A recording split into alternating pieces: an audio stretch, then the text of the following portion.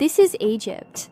The banks of the Nile are dotted with some of history's most spectacular ruins. In this valley, where civilization blossomed and flourished, we find the legacy of two of the world's most iconic cities.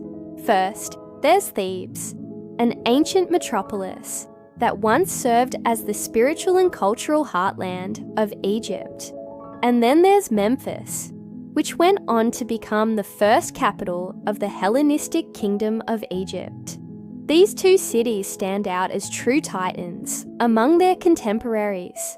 But as great as these sites are, they don't tell the whole story, because while Thebes is often celebrated as the cradle of ancient Egyptian culture, Memphis was home to Egypt's royal court for almost 250 years. So today, let's take a journey back in time and explore how Memphis became Egypt's first capital city.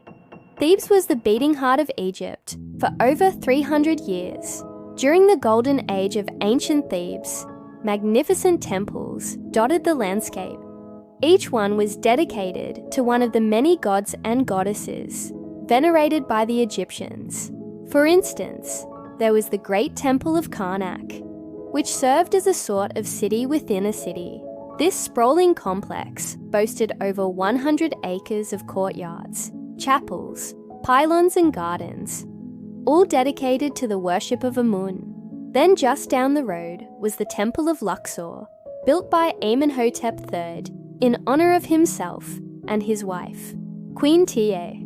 But perhaps no temple was more breathtaking than the Temple of Hathor at Deir el-Bahari, carved into the cliffs of the Theban hills. It was here that the goddess of love and beauty was celebrated with music, dance, and theatrical performances. The most famous monument in all of Thebes, however, was the massive statue of the seated scribe, known as the Colossus of Memnon. This 66-foot tall colossus was so revered that pilgrims travelled from across the known world just to see it. Religion wasn't the only thing that thrived in Thebes, though. Thebes also boasted a thriving trade network. Along the Nile River, merchants bartered everything from papyrus scrolls to pieces of gold, and as if all this wasn't enough, the Theban necropolis was one of the largest and most impressive burial grounds in all of Egypt. Here, wealthy nobles were laid to rest in subterranean crypts and ornate mastaba tombs, each one decorated with hieroglyphics depicting scenes from their life. All in all, few cities could rival Thebes during the height of its power. And yet, despite its many blessings, Thebes would eventually be eclipsed by a neighbouring city. Let's take a look at why. During the late period, Egypt found itself caught in the crosshairs of several ambitious empires. To protect her borders, Egypt was ruled by a series of powerful pharaohs, including Shoshenq I, who came to power in 943 BC. His reign marked the beginning of the 25th dynasty and ushered in a golden age of prosperity and stability. After decades of civil war, Shoshenq II's empire stretched from the Mediterranean Sea to the Nubian Desert, encompassing much of modern-day Egypt and Sudan.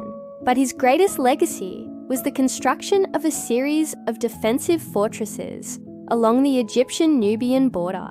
These included the Fortress of Buhan, a strategic military base that protected Egypt's southernmost province, as well as the Fortress of Aksha, which controlled the important trading route between Egypt and the Kingdom of Kush. Unfortunately for Shoshenq I, his empire didn't last forever. Just decades after his death, Egypt was once again plunged into chaos when the Assyrian Empire invaded.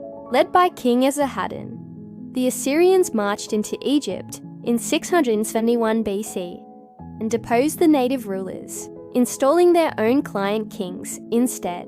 Although Egypt was nominally independent under Assyrian rule, the country's political and economic fate was tied to that of its imperial overlords. As a result, many Egyptian nobles saw the writing on the wall and chose to flee north, rather than submit to Assyrian domination. Some settled in the city of Akhmim, while others headed further north to the city of Memphis. Memphis was already an important city during the 25th dynasty. It had served as the administrative capital of Lower Egypt and was home to a number of important temples, including the Temple of Ptah. But it wasn't until the Assyrians came along that Memphis really started to grow. After centuries of relative peace and quiet, the city quickly became a bustling metropolis.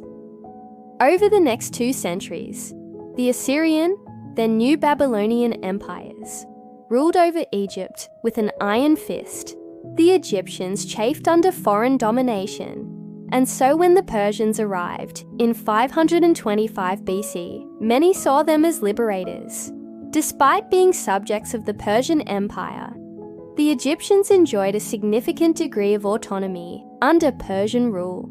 Local customs and traditions were respected, and the people were allowed to practice their religion freely.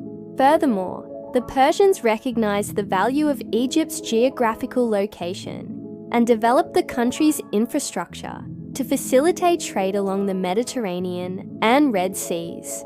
These efforts not only brought wealth to Egypt, but also helped to establish Memphis as a major commercial hub. Thanks to its strategic location near the Nile Delta, Memphis was ideally situated to profit from the region's extensive trade networks.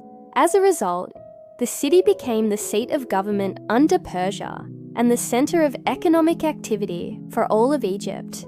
In fact, Memphis was so important to the Persian Empire that when the Greek Empire invaded in 525 BC, they made it their base of operations. This, however, proved to be a huge mistake. The Greeks were unable to hold Memphis for long and soon found themselves fighting a costly and ultimately futile war against the Persians. By 520 BC, the Persian king Cambyses II had retaken Memphis and restored order to his domain. Although Memphis was undoubtedly an important city during the Persian period, it was under the Ptolemaic dynasty that it really came into its own. After Alexander the Great's conquest of the Persian Empire in 332 BC, Egypt became a part of his vast empire. When Alexander died in 323 BC, his empire was divided among his generals, and Egypt fell to Ptolemy I, who founded the Ptolemaic dynasty. Under Ptolemaic rule, Memphis was officially declared the capital of the Kingdom of Egypt.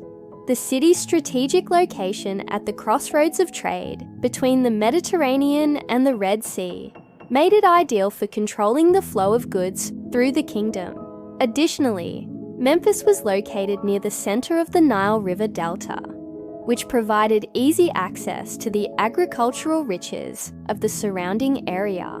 This concentration of wealth and resources made Memphis an attractive destination for merchants, artisans, and scholars from all over the ancient world.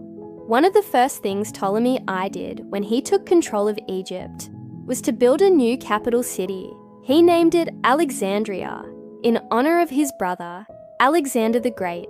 While Alexandria would go on to become one of the most important cities in the ancient world, Memphis continued to serve as the de facto capital of Egypt for nearly 250 years. In fact, Memphis remained the seat of government even after the capital was formally moved to Alexandria in 270 BC. This was because Memphis was closer to the source of the Nile River, which was considered to be the heartland of Egypt. The pharaohs believed that by living in Memphis, they would be closer to the gods and better able to fulfill their divine duties.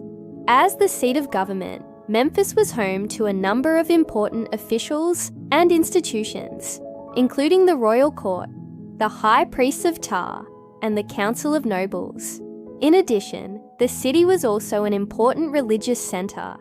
The Temple of Ptah, which was located in the heart of the city, was one of the most important religious sites in all of Egypt. The temple was dedicated to Ptah, the Egyptian god of creation, and it was believed that the pharaohs were the earthly embodiment of Ptah. As such, The temple was an important symbol of the pharaoh's divine right to rule. Throughout the Ptolemaic period, Memphis continued to be a major center of trade and commerce. The city's strategic location at the crossroads of the Mediterranean and Indian Ocean trade routes made it an ideal hub for merchants from all over the ancient world. In addition, Memphis was also home to a number of important industries, including textile production, metalworking, and glassmaking. As a result, the city was not only an important economic center, but it was also a major source of revenue for the pharaohs. Despite its many advantages, however, Memphis was not without its problems. The city was frequently plagued by crime and poverty, and it was also vulnerable to attack from neighboring kingdoms. In addition, Memphis was located in the heart of the Nile River Delta, which was prone to flooding. These natural disasters could devastate the city's crops and economy, and they also posed a constant threat to the health and well-being of its citizens. Nevertheless, Memphis remained the capital of Egypt for nearly 250 years. It was only in 270 BC that Ptolemy II decided to move the capital to Alexandria. The reasons for this decision are not entirely clear, but it is believed that Ptolemy II wanted to be closer to the sea and have easier access to the Mediterranean trade routes. Additionally, Alexandria was a more cosmopolitan city, and it was home to a large population of Greek and Roman expatriates. By moving the capital there, Ptolemy II was able to surround himself with a more diverse group of advisors and officials. So although Memphis lost its status as the capital of Egypt in 270 BC, it continued to be an important city throughout antiquity. In fact, the city was never completely abandoned, and it remained inhabited throughout the Greco-Roman period. Even today, archaeologists are still uncovering the secrets of Memphis, and new discoveries are shedding light on the city's rich history. We hope you enjoyed learning about the fascinating history of Memphis. If you did, please be sure to like and subscribe for more epic stories from history's greatest cities. Thanks for watching.